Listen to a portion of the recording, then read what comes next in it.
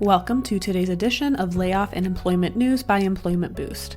If you are an individual affected by a layoff, or if you are a company facing a reduction in force, click the link above now or in the description box below for more information about our firm's outplacement support services and how we can help you as an individual land on your feet faster and get into a new job as quickly as possible, or as an organization, how we can smooth the layoff process and assist with your reduction in force.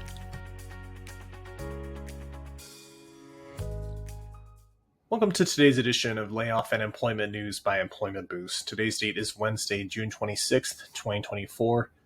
Now on to today's headlines. AGCO, an agricultural manufacturing company, has announced a 6% reduction in workforce due to weakened demand in the agriculture industry.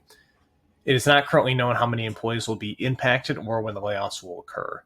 The layoffs are taking place at AGCO's plant in Heston, Kansas, where they've invested $28 million into since 2021 in upgrading and modernizing systems and equipment. AGCO stated that these layoffs are not related to a shift in production to Mexico that was announced earlier this month. US Logistics Solutions, a transportation company, has filed for Chapter 7 bankruptcy per the 10 Oaks Group, a private equity firm that owns USLS.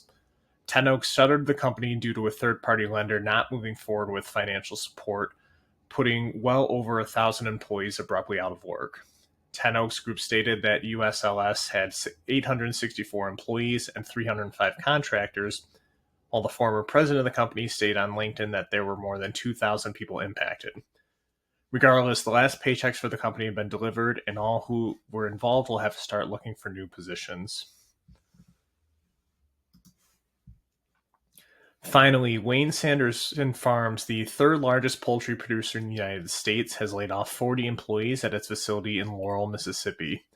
Cargill and privately held Continental Grain formed a joint venture in 2021 to acquire the then Sanderson Farms for $4.53 billion, and these layoffs appear to be a long-term impact from the merger and acquisition process. A company spokesperson said that no other layoffs are anticipated for now, and that all of the impacted staff are receiving support to help find future employment.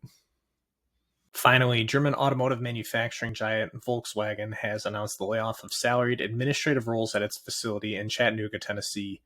Local reporters were informed that less than 50 positions were impacted by the cuts, and no hourly workers were affected.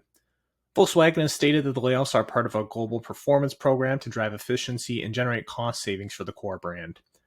Volkswagen also confirmed they would be providing support to the impacted staff, but did not expand further.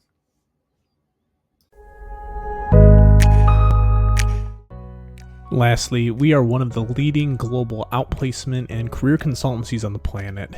If you are interested in resume assistance, career planning, or coaching assistance for yourself or your staff, please don't hesitate to reach out to me today.